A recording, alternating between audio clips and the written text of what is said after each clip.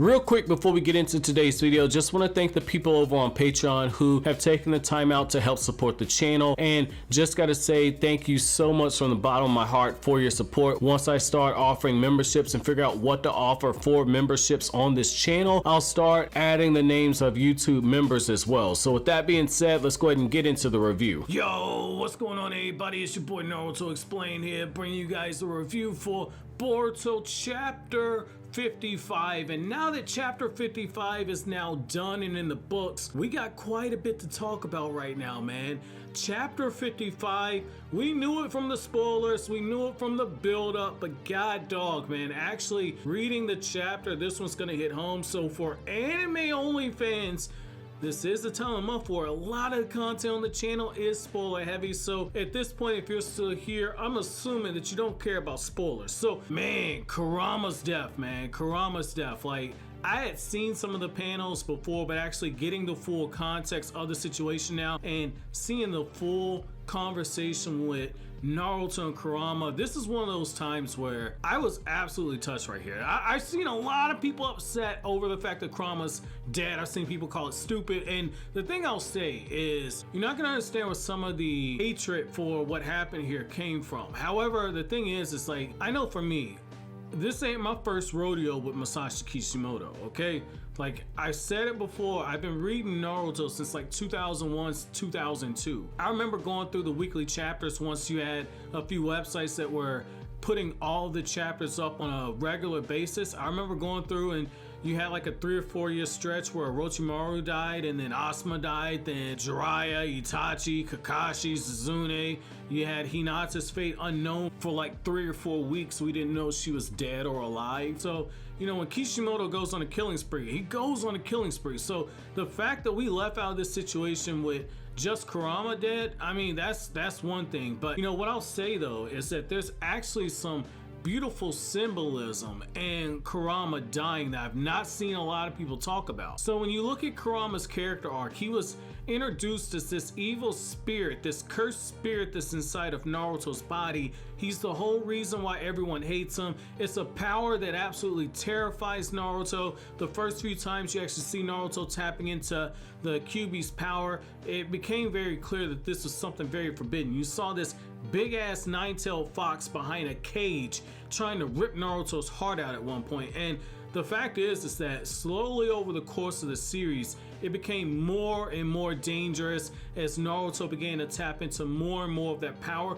to a point where Naruto was scared of that power and tried to learn Sage Mode as a way to stop relying on that power. And then after fighting Sasuke, Naruto openly embraces using the Kyuubi's power because it's a part of him. And the reason why that's so important is Kurama, throughout all that time watching Naruto, Kurama began to change as well. He went from being sealed inside of a infant child as this man-hating beast that absolutely hates everything, and he was sealed into Naruto as Naruto's parents sacrificed themselves for Naruto himself. And now Kurama, after watching Naruto for 33 years of his life, Kurama is sacrificing himself much in the same way that Naruto's own parents sacrificed themselves in order to ensure that Naruto's alive, and in the case of Minato, ensure that Naruto had the power that would allow Naruto to protect the village in the future, even though Minato actually could have stayed alive if he wanted to, which I've talked about in my What If Minato Never Died video more in detail. But Kurama's in the same situation. He knows that in order for Naruto to be able to take down Isshiki, Kurama had to give Naruto this forbidden power. This power that relies on Kurama's chakra, and it relies on that strong link, that strong bond of emotions between Naruto and Kurama. And that makes the payoff of Kurama fading away and Naruto reaching his hand out, trying to hold on to the last remnants of Kurama as they're in that subconscious plane together. That makes it hit so much harder, because when you look at it from that perspective, Kurama's come full circle. The same way that he was sealed into Naruto is the exact same way that Naruto is gonna lose Kurama, and that's so crazy. That is effective writing. That's not necessarily the best option, because again, Boruto by no means is a perfect series or a perfect story. I've said that numerous times, enough so where people say, Jesus Christ, if I hear you say panels one more time, or if I hear you say pacing one more time, I'm absolutely gonna lose it. I'm not saying that this is the best option, but I'm saying for what the symbolism on this was, and for what the payoff that the author was going for, in this case the author being Masashi Kishimoto, I can understand it. I can understand what he was going for, and I think that it just barely cleared the bar. There are things that could have been done to make this a better payoff, but it's just good enough to where there are gonna be people in their feelings, which as a writer, that's what you wanna go for. You want to strike a chord with your readers. Now, moving on. So I wanna kind of back up a little bit and kind of go through like the chronological events of the chapter. You know, the issue with Code, I feel like it's only right to address the Code stuff towards the end of the actual review. So, you know, the chapter, it basically starts off with Kurama, you know, telling Naruto like, look man, you know, you might think that you're actually dead because you overuse your new transformation, but the fact is that you're still alive to the outside world. You just appear to be unconscious, and you see the wheels begin to start turning in Naruto's head at this point. And I think one of the more beautiful moments in that time when Naruto's listing out all of his regrets, basically saying the things that he had left unfinished. What's the first thing that Naruto said when he had worries? He said Boruto. Now somebody's like, why is that so important? So here's the thing, right? So if you go to Naruto Chapter 700, which has not been adapted into the Boruto anime yet, so you have to read the manga to understand what I'm referring to here. But in Naruto Chapter 700, Naruto gives this speech to Boruto, and he says, I'm paraphrasing, but he basically says there are gonna be things in front of you. I can't just be your father. I'm also the Hokage. The entire village is my family. And so one of the things that Naruto's telling Boruto in that time, again, I'm paraphrasing, but Naruto's saying like, look, I'm going to have to put the village in front of you. So what I like in this moment right here is that Naruto, he went from telling his son like, look, the village is going to come first to you, to look at the order in which Naruto lists his worries. Boruto's the first name out of his mouth, and the village is the last thing, which shows you that he's more concerned about his son deep down in his heart than he is his village. That's nice right there to see those contradictions, because when it comes to writing characters, sometimes when your characters have those moments where they're inconsistent, you don't necessarily just get pissed off about it, because it's one of those things to where it's a flaw in their character that allows them to be more human. I like that. That's a very nice touch, and I guarantee you, not to sound like an elitist, but I guarantee you, a lot of people bitching about this, a lot of people miss that moment right there in that symbolism. I guarantee you. Because Naruto went from having regrets, saying, I thought that I was ready to actually give my life, and there's so many different things I still have to worry about, Kawaki and the village and Boruto, and Kurama says like, look fam, ain't none of that stuff my problem right now. That's all your problem now. And then that's when the light bulb goes off on Naruto's head, because Naruto realizes that Kurama lied to him, that it was Kurama who was gonna die at the expense of this new transformation, not actually Naruto himself. And Kurama says like, look man, if I would have told you the truth, if I would have told you that, you wouldn't have gone along with it. You care too much. You need to be careful now going forward, because you're no longer gonna have that superhuman strength that you have. Now again, Naruto's still going to be highly elite. I can't stress that enough, because I've seen people say Naruto's like a senior citizen now. That's not true. Even without the Kyuubi's power, it's been mentioned a couple times in the series, even without the Kyuubi's power, Naruto is still several times stronger than your average Jonin. That's been mentioned a few different times. Naruto's gonna have a huge chakra pool to actually pull from. It's just not gonna be these absurdly high levels of what he's gotten with his Kyuubi chakra mode. If this is what we're gonna do, we're gonna go this route where Kurama's gonna be alive where Kurama's gonna die and Naruto's gonna be alive. It's gotta be a death that means something. If you have Kurama get respawned, then that's gonna be one of those things where he can never go back to Naruto, otherwise you cheapen this whole situation. And so it's gonna be interesting to see how this is handled kind of going forward.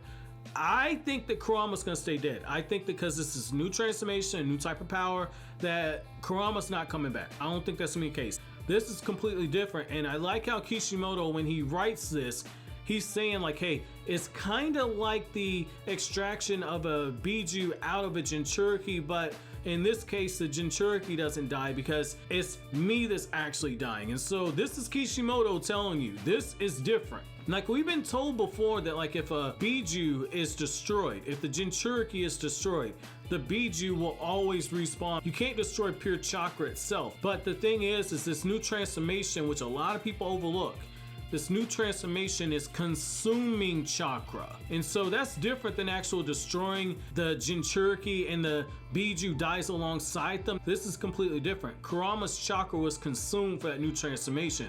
Once that link was severed, that was absolutely it. So I think that was Kishimoto's way of backdooring it in there. And what I will say though is those moments of thank you right there, that was very well done.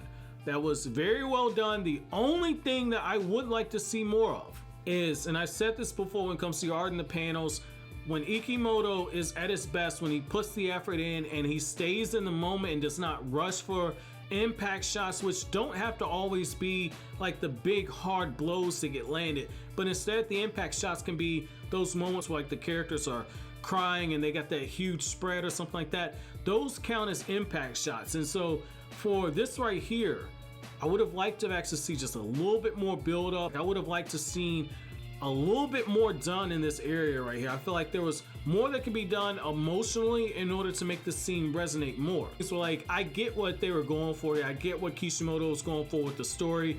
I get what Ikimoto was going for with the artwork here. So I kind of get where they're kind of going with on that angle. Now, what I will say though, the other thing is I like how you get this really touching moment where Kawaki's looking over at Boruto and Kawaki tells Boruto like, look man, I know you're afraid of using the karma seal. I know you're afraid of it, but Momoshiki's not gonna come out. I'll find a way to actually take the karma off of you. And Boruto has a moment where Boruto's like, I feel like I can do anything with you beside me. And it's just showing you like it's setting you up for the fall before the actual fall happens, which is Boruto and Kawaki kind of going at it. And so what I like here is that you see more of their bond, and you see another very touching moment where before all this happens, you get this moment where Naruto wakes up and Boruto's hugging his dad, and as Naruto's reaching out, you know, you see Naruto and he's got his hand out and Boruto's got his hands around Naruto. Again, I love that scene because it is showing you that Naruto realizes that a major part of himself has been ripped out at this point. So I like seeing that moment right there because Naruto's essentially beginning a brand new journey and creating a brand new identity. So that was really cool to actually see that. Now, another thing is I like how, you know, you get this moment where Boruto remembers that like, oh shoot, Momoshiki took over my body and destroyed Sasuke's rinnegan. And what I would have liked to see more is I would have liked to have seen more of a recognition in Boruto's reaction. I would have liked to see more. I really feel like Ikimoto could have lived more in the moment, in that moment right there, because Sasuke losing his rinnegan, while it's not as big as Naruto losing the Kyuubi, the fact that Boruto is the one who destroyed Sasuke's rinnegan, I really feel like that needed more time there. And what I bet you is gonna happen is when the anime finally gets around to this scene, the anime is gonna flesh this moment out. Good God, they're gonna flesh this moment out, because that's what happens when you get an illustrator that goes through these snapshot scenes. There's no detail to him. Again, he's gotten better. I will give him credit where credit's due. He's gotten better. I really feel like he could have lived more in the moment here. Now, the other thing though, is I like how Sasuke tells Boruto in typical Sasuke fashion, like, look man, don't sit there and feel bad for yourself because you stabbed my rinnegan. What you need to understand is that you went into this fight fully prepared to die, and you know, Sasuke's probably thinking about the fact that Boruto was about to give his life to save Sasuke during that fight. But the other thing though is Sasuke says you went into this fight fully prepared to die, and the fact is that we're all lucky we're still alive. That is spoken by somebody that's seen some real shit. And so I like that you see that part of Sasuke right there, because he's telling Boruto in so many words, when you're in battle, it's not always going to be pretty how you win. Sometimes you're going to realize that you're only lucky as hell to have won, but you're still alive. And that's the important thing. So I like that moment right there. I like that. That's a teaching moment by Sasuke. So the other thing though is we have to talk about Code. Okay, so with Code, after he wakes up from sleeping, my man should see him to chill the whole time. Code looks over at the Ten Tails, he's checking on it, and that's when we get this revelation that Code is actually a failed Otsutsuki vessel. And I talked about that when I saw the anime episode. For a long time I said there's no way in hell. And then the anime gave us a few Code and Jigen interactions. They're dropping these subtle lines. And I said, holy shit, dude, I think they're confirming this. I think they're confirming it. And so the anime actually, ironically, gave us a bit of Code's true motives before the manga actually did it. So that's good. But the other thing I'll definitely say here too is I like how, you know, Code says, like, I have karma, but it's failed. And so the thing that I'm wondering is how much power does that karma that Code has, how much does it give him? That's what I'm wondering. That's what I'm wondering right there, because you could go the route of yin and yang, where, like, say Boruto and Kawaki, the karma seal that they have, because it's a completed karma seal, might be like the yang, and then the yin half, or the yang karma seal, is the incomplete karma seal. But I wonder if there's going to be something different about his karma seal. That's the thing that I'm fully wondering on, because we don't have enough information yet to draw those full conclusions. But what I'll also say though is I like how, you know, you once again see the manga building on something the anime reference, which is the fact that Delta in the anime says, I thought you and Jigen had a close relationship. It can't be that close. You didn't know about what's going on. And the fact that she even referenced they had a close relationship, now we see what it is, because when Isshiki's soul comes over to Code, he says, my loyal and faithful servant. That is strong verbiage right there. That is very strong verbiage. And what I like here is that he says, like, look, you know, you're gonna eventually inherit the powers of an Otsutsuki and you're gonna carry out our will. However, you gotta feed Kawaki and Boruto to the Ten Tails. You gotta have a divine tree harvested, and then you need to eat the chakra fruit. And so this is what makes me wonder right here. Are they setting Code up to be a long-term villain? Is that something that Masashi Kishimoto is doing? Because there are two things in my mind right now. So number one thing that's in my mind is the fact that I still feel like Code went from being a potential puppet master, because we know that's not the case. I said he was either going to be a puppet master or a worshiper of the Otsutsuki. Or the other thing I'm looking at here is Isshiki says that karma seal, that's my legacy, and you've been bestowed great powers. So I'm wondering if Kishimoto's saying that essentially the difference between that karma seal and the one that Boruto and Kawaki, in the case of Kawaki, had, is the fact that it gives you the same amount of power that you would get from a normal karma seal. However, the difference is that you can't be turned into an actual vessel, because all those other children that got the karma put on them, they all died. So you would think that there would be some benefit to Code actually still being alive. I refuse to believe otherwise. I think that that's part of the reason for it. Now, the other thing though is Isshiki says something that kind of gave me reason to pause. So Isshiki says, you will inherit the will of the Otsutsuki. And I'm getting like the vibes of Madara, like when Madara absorbed the divine tree at the urging of Kaguya. So this is the thing about this. I'm wondering if this is Isshiki potentially saying right now your body cannot become a Otsutsuki, but what if when Code does everything that Isshiki's asking him for, if this is Isshiki's way of potentially bringing himself back to life, because this is a backdoor way to actually make Code's body suitable to become an Otsutsuki vessel. It's very strange to me that Jigen, or that Isshiki, would give him all these very specific orders and there not be some type of ulterior motive. Because like I've talked about in the past, Kishimoto loves to do the puppet master thing, and honestly this screams of Code being manipulated, because one thing you have to kind of keep in mind about humans, and that's what Code is at the end of the day. He's got a karma seal on him, but Code is still human. And one thing about humans is that once human beings gain power, once human beings gain status, they change. They change, period. It happens in damn near every situation once people get to a certain level. And so when you start filling the head of a person with the idea that they can one day become a god themselves, you get into dangerous territory. And that's ultimately where the downfall of so many great people throughout history has essentially happened. And I'm wondering if that's Isshiki, somebody that's been around for a very long time, if that's Isshiki playing on human beings' need to feel like they're part of something bigger than themselves. And in this case, that eventual feeling that they're more important than they actually are. I'm wondering if that's the case here. The other thing I'll definitely say is that once you get to the point where Boruto and Kawaki working together in unison are able to open up the portal and get everybody back to Hidden Leaf Village, we're once again seeing Amato. And so I talked about this in a previous video. I said, yo, when it comes to Amato, this dude is an unreliable narrator. It always felt like everything he was saying was just so convenient, and he was a guy that was playing his cards to his chest. The fact that he was cold and calculated enough that he sacrificed Kashi and Koji, that should have been your red flag right there. And see, this is what I like how Shikamaru, for as big brain as he is, Shikamaru ain't put the pieces together. Because Shikamaru's looking at it like, oh yeah, you know, Naruto and Sasuke, they're back and they're banged up, and Boruto and Kawaki are there, but there's no more signatures, and I get it.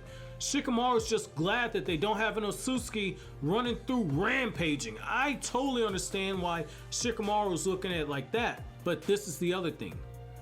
Even with the Shikamaru Shinden novel, even after all those events where you see how far Shikamaru will go to protect the village in terms of maintaining the peace, this peaceful era has also affected Shikamaru. He knows that there's darkness out there, but Shikamaru, this is a sign he's rusty. And the reason why I say that, I know someone's like, wait a second, Amato didn't confirm anything. No, but it's what you see in the panels where he's not talking.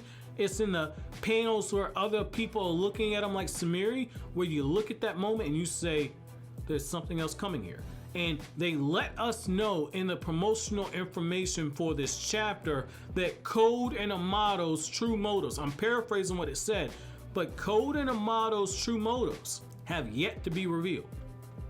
And so that's interesting, because in that promotional material they said, like, will Amato keep his promise to be an asset of Konoha? And I said it. I said, look, I already didn't trust him.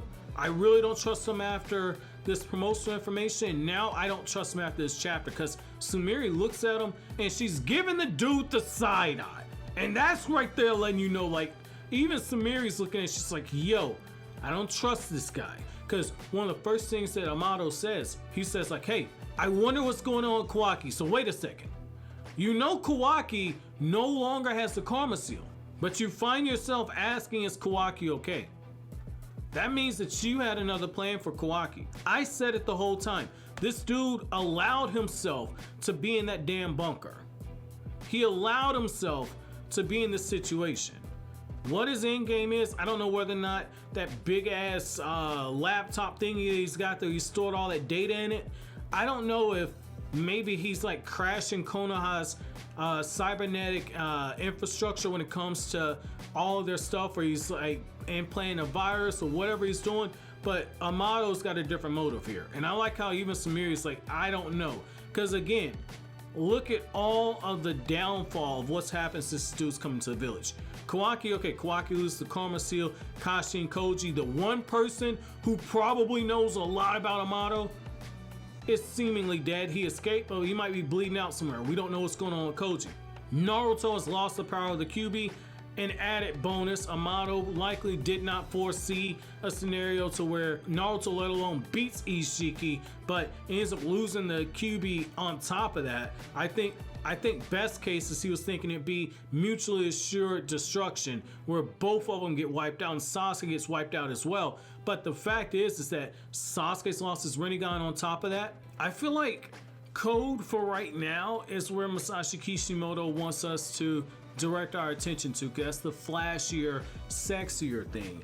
However, I really feel like Amato's being set up for something else. Again, everything screams the unreliable narrator. So I'm very curious if Amato has a separate agenda that is going to take time to actually put into action. However, my chapter question for you guys is, how do you guys feel about Kurama dying in this chapter, and what are you guys' thoughts? And if you had to rank Naruto now that he no longer has the Kyuubi's power, if you had to rank Naruto against the other 5 Kage, where would you rank Naruto? Let me know down in the comment section below. But as always, guys, if you like anything I had to say, don't forget to comment, rate, subscribe, and share. Thank you so much for watching all the way to the end. Have an awesome day, guys.